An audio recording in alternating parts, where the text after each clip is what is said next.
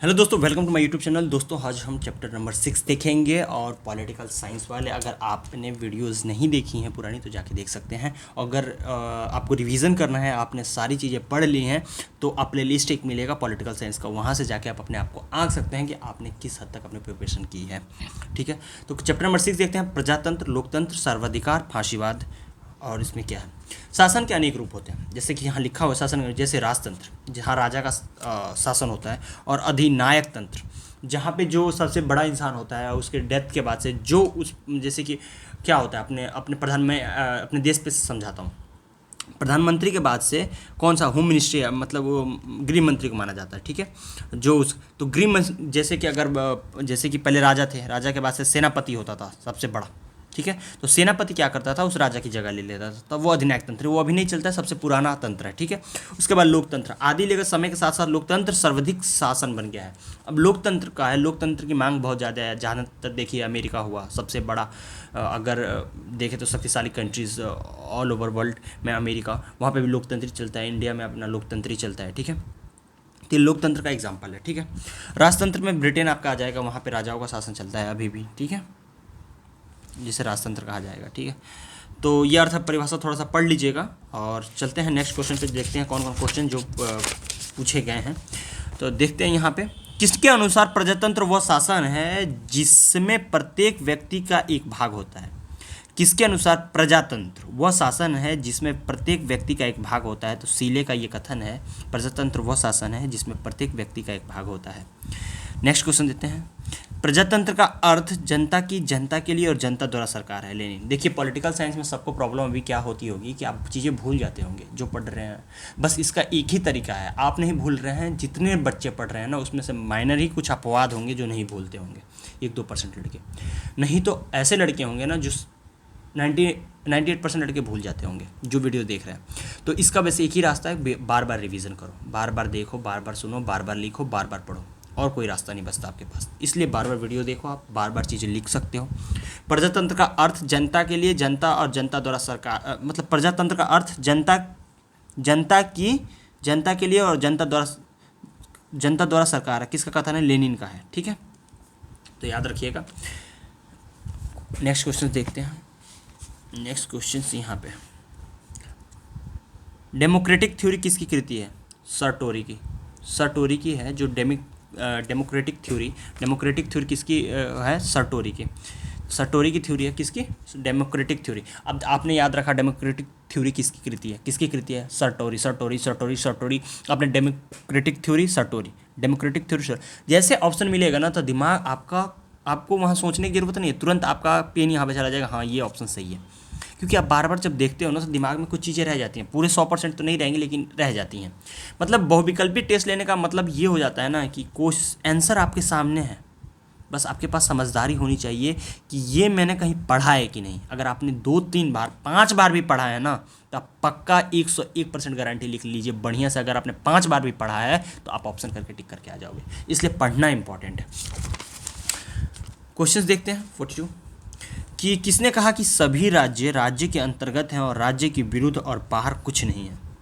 तो मुसोलिनी ने इस कथन को कहा है कि मुसोलिनी ने इस कथन को कहा है कि सभी कुछ राज्य के अंतर्गत है और राज्य के विरुद्ध और बाहर कुछ नहीं है। नेक्स्ट क्वेश्चन देखते हैं, राज्य के बाहर व्यक्ति या तो एक देवदूत है या एक जंगली पशु। किसका कथन है, अरस्तु का कथन है राज्य के बाहर व्यक्ति या तो देवदूत है या तो एक जंगली पशु। नेक्स्ट क्वेश्चन देखते हैं, राज्य पृथ्वी पर ईश्वर की अवतार है। किसका है, हिंगल की कथन है। हिंगल का कथन है कि राज्य जो है पृथ्वी पर ईश्वर का अवतार। किसका कथन है, हिंगल का कथन है। ठीक है, अब नेक्स्ट क्वेश्चन देखते हैं जो पूछे गए हैं विगत वर्षों में। तो 2018 में पूछा गया सिद्धार्थ में, फांसीसी का अर्थ है छड़ियों का छड़ियों का बंडल मतलब फांसीसी का अर्थ है छड़ियों का बंडल। ठीक है, छड़ियों का बंडल। नेक्स्ट क्वेश्चन देखते हैं, 2017 में पूछा गया है, निम्नलिखित में से किसने लोकतंत्र की जीवन शैली के रूप में संबोधित किया। टीवी स्मिथ ने लोकतंत्र को जीवन शैली के रूप में संबोधित किया, टीवी स्मिथ ने। क्वेश्चन नंबर 65 देखते हैं, लोकतंत्र के अविभाजन सिद्धांत के समर्थक हैं उपरोक्त सभी, यानी मॉस्को, मिचेल्स, पेरेटो। तो लोकतंत्र के अविभाजन सिद्धांत समर्थक हैं निम्नलिखित कौन सा प्रत्यक्ष लोकतंत्र का उपकरण नहीं है? सार्वभौम वयस्क मताधिकार। सार्वभौम वयस्क मताधिकार लोकतंत्र उपकरण नहीं है। निम्नलिखित में किसने लोक कल्याणकारी राज्य की अवधारणा प्रस्तुत की? रूजवेल्ट। रूजवेल्ट ने लोक कल्याणकारी राज्य की अवधारणा किसने प्रस्तुत की? रूजवेल्ट ने। फांसीवादी वास्तविकता पर आधारित है। हम निश्चय तथा वास्तविक उद्देश्य को प्राप्त करना चाहते हैं। मेरा कार्यक्रम कार्य करता है, केवल बात करना नहीं। ये कथन है मुसोलिनी का। मुसोलिनी का दोबारा पढ़ देता हूँ मैं। फांसीवाद वास्तविकता पर आधारित है। जो फांसीवाद, पहले फांसीवाद का समझ जाते हैं क्या मतलब है। ये जो फांसीवाद है, जैसे कि तानाशाह कहा जाता है उसको, द्वितीय विश्व युद्ध और प्रथम विश्व युद्ध इसी कारण हुआ। द्वितीय विश्व युद्ध जो कारण हुआ उसका नाम था क्या? तानाशाह, अरे याद आ जाए नाम उसका, एडोल्फ हिटलर। फांसीवाद वहीं से आया कि किसी को काम कराओ, उसके प्रति प्रताड़ित करो, अगर चीज़ें ना माने तो उसे फांसी पर लटका के मार दो। तो इसके पीछे बहुत बड़ा थोड़ा सा लॉजिक है, डीप थोड़ा बताना पड़ेगा। तो आप लोगों को एक कभी वीडियोस लेके आपको फांसीवाद के बारे में, उसके बारे में मैं कभी डिस्कस करूँगा। जो सेकेंड ईयर वाले स्टूडेंट होंगे या वो चीज़ को यहाँ समझ लेंगे। थोड़ा सा लेट हो गया हूँ मैं अभी। तो फांसीवाद इतना समझ लीजिए, जो फांसीवाद है ना, एक डिक्टेटरशिप का ही पार्ट है, ठीक है, तानाशाही का ही पार्ट है। वास्तविकता पर आधारित है। यह निश्चित तथा वास्तविक उद्देश्य को प्राप्त करना चाहते हैं। मेरा कार्यक्रम कार्य करना है, केवल बातें करना नहीं। मुसोलिनी का कथन है, ठीक है। फांसीवाद विश्वास करता है एक व्यक्ति की तानाशाही, मैंने अभी बताया, एक व्यक्ति की तानाशाही पर विश्वास करता है, ठीक है। फांसीवाद विश्वास करता है किसने? एक व्यक्ति की तानाशाही पे। किसका मान्यता है कि प्रजातंत्र में बहुमत की निरंकुशता होती है? जे.एस. मिल की यह कथन है कि प्रजातंत्र में बहुमत की निरंकुशता होती है। किसकी है? जे.एस. मिल की। आधुनिक प्रजातंत्र जाना जाता है प्रत्यक्ष प्रजातंत्र के नाम से। जो आधुनिक प्रजातंत्र है वो जाना जाता है प्रत्यक्ष प्रजातंत्र के नाम से। प्रत्यक्ष प्रजातंत्र सामान्य संबंधित है किससे? स्विट्जरलैंड से। स्विट्जरलैंड से प्रत्यक्ष प्रजातंत्र किससे सामान्य संबंधित है? तो स्विट्जरलैंड से, ठीक है। प्रजातंत्र की अंतिम सत्ता समाहित रहती है किसमें? जनता में। प्रजातंत्र की अंतिम सत्ता किसमें समाहित रहती है? जनता में समाहित रहती है। प्रजातंत्र का बहुलवादी सिद्धांत संबंधित है उपरोक्त सभी से, ठीक है। प्रजातंत्र शासन है जनता का, ठीक है। प्रजातंत्र शासन है किसका? जनता का। फांसीवाद का उदय हुआ इटली में, ठीक है। फांसीवाद का उदय हुआ कहाँ से? इटली में, ठीक है। फांसीवाद का प्रमुख अधिवक्ता था मुसोलिनी, ठीक है। फांसीवाद का प्रमुख अधिवक्ता कौन था? मुसोलिनी। अब मुसोलिनी के बारे में ये कथन अभी मैंने आपको दिखाया, देखिए पूछा हुआ है। फांसीवाद वास्तविकता पर आधारित है। हम निश्चित तथा वास्तविक उद्देश्य को प्राप्त करना चाहते हैं। मेरा कर्तव्य कार्य करना है, केवल बातें करना नहीं। किसका कथन? मुसोलिनी का। फांसीवाद का प्रमुख प्रवक्ता कौन था? तो मुसोलिनी था, याद रखिएगा। फांसीवाद नेतृत्व के विश्वास करता है एक आदमी के। फांसीवाद नेतृत्व में विश्वास रखता है एक आदमी के। फांसीवाद का विश्वास था शक्ति में। फांसीवाद ज़्यादा महत्व देता है नेता को, ठीक है, जो उसके लीडर होते हैं उसको ज़्यादा महत्व देता है। फांसीवाद का पक्ष में होता है कार्यात्मक प्रतिनिधित्व के फांसीवाद पक्ष में है। फांसीवाद परिवर्तन लाने में विश्वास करता है। फांसीवाद परिवर्तन लाने में विश्वास किसके?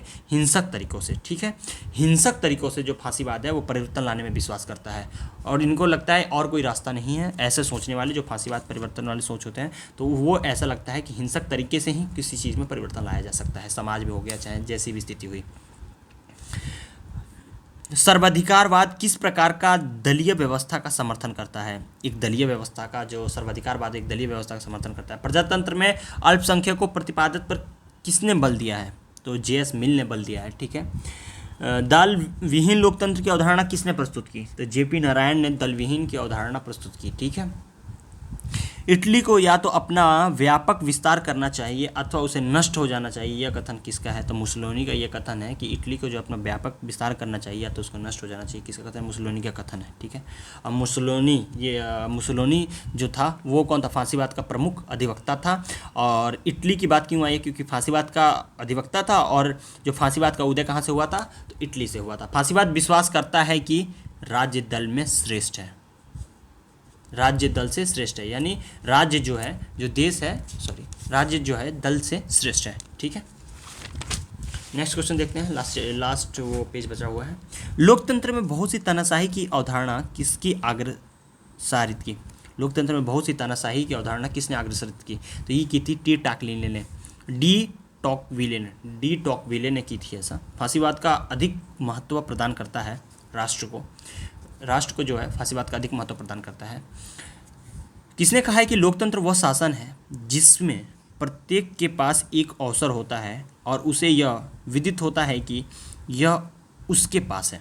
किसका कथन है? लॉर्ड ब्राइस का कथन है। मैं दोबारा पढ़ देता हूँ कि वह शासन है, मतलब यह किसने कहा है कि लोकतंत्र वह शासन है जिसमें प्रत्येक के पास एक अवसर होता है और उसे यह विदित होता है कि यह उसके पास है। यह कथन है लॉर्ड ब्राइस का। निम्नलिखित में से कौन लोकतंत्र का समर्थक है? तो लॉर्ड ब्राइस जो है लोकतंत्र के समर्थक हैं, याद रखिएगा। और उसके समर्थक कौन है? तो उसके समर्थक है मैसोलिनो। किसके? फांसीवाद के। ठीक है, तो याद रखिएगा इस चीज़ को। सामाजिक प्रजातंत्र आधारित है उपयुक्त सभी पर। ठीक है, देख लीजिएगा, समानता के प्रतिबद्धता पर, कल्याणकारी राज्य के सिद्धांत पर, सामाजिक न्याय की आदर्श पर। क्वेश्चन नंबर 93 देखते हैं। राज्य का अस्तित्व व्यक्ति के लिए है, ना कि व्यक्ति राज्य के लिए। यह युक्ति किस राजनीतिक दृष्टिकोण से संबंधित है? तो यह है उदारवाद से। फांसीवाद निम्न सभी का विरोधी है सिवाय लोकतंत्र के। निम्नलिखित में कौन सा मेल नहीं हो सकता? प्रजातंत्र और फांसीवाद का मेल नहीं हो सकता। निम्नलिखित में से यह किस एक ने प्रजातंत्र की अभिजनवादी व्यवस्था प्रस्तुत की है? सुम्पीटर ने। निम्नलिखित में किसे लोकतंत्र का सिद्धांतकार नहीं माना जा सकता? जे रूसो को कार नहीं। फांसीवाद ने निम्नलिखित में से किस एक सिद्धांत को अस्वीकार किया है? अधिकार एवं स्वतंत्रताएं। व्यक्ति की राज्य के प्रति अधीनता निम्नलिखित में से किस एक की अनिवार्य विशेषता है? फांसीवाद सिद्धांत की। ठीक है। नस्लीय श्रेष्ठता की अवधारणा संबंधित है नाजीवाद से। नस्लीय श्रेष्ठता की अवधारणा है संबंधित है किससे? नाजीवाद से। नस्लीय श्रेष्ठता की अवधारणा संबंधित है नाजीवाद से। सर्वाधिकारवाद समर्थन करता है राष्ट्रवाद का। मीन कामफ के लेखक कौन है? Adolf Hitler. यही एडोल्फ हिटलर थे जो तानाशाही के लिए जाने जाते हैं। तो मिनी काम्फ के लेखक कौन है? Adolf Hitler. प्रत्यक्ष प्रजातंत्र का मुख्य अधिवक्ता कौन है? रूसो। किस विचारधारा को मैकियावेलीय दर्शन कहा जाता है? सर्वाधिकारवाद को। नागरिकों की समस्त गतिविधियों पर किसका नियंत्रण होता है? तो वो होता है सर्वाधिकारवाद शासन पे। सर्वाधिकारवादी अधिनायक तंत्र के उदाहरण कौन से हैं? तो उपयुक्त सभी होंगे। जैसे फांसीवाद शासन हो, नाजीवाद शासन हो, साम्यवादी शासन हुआ, ये जो तीनों है ना, ये उपयुक्त सभी जो सर्वाधिकारवादी अधिनायक तंत्र का उदाहरण है तीनों होंगे। अधिनायक तंत्र का लक्षण है निरंकुश प्रभुसत्ता जो है अधिनायक तंत्र का लक्षण है। उग्र व्यक्तिवाद और राज्य विहीनता की बात किस विचारधारा में की जाती है? तो आदर्शवाद जो है उसमें उग्र व्यक्तिवाद और राज्य विहीनता की बात कही जाती है। पावर एंड सोसाइटी नामक पुस्तक कौन है? लासवेल और कैप्लिन। ये क्वेश्चन काफ़ी बार पूछा गया है, तो आप इस क्वेश्चन को ध्यान रखिएगा। पावर एंड सोसाइटी नामक पुस्तक कौन है? Lasswell and Caplin. ठीक है। प्रत्यक्ष प्रजातंत्र का मुख्य अधिवक्ता कौन है? रूसो है। प्रत्यक्ष प्रजातंत्र का मुख्य अधिवक्ता कौन है? लास्ट चैप्टर बचा हुआ है, चैप्टर 7। इसको हम नेक्स्ट वीडियो में देख लेते हैं। Thanks for watching. मिलते हैं नेक्स्ट वीडियो में। आपका दिन शुभ।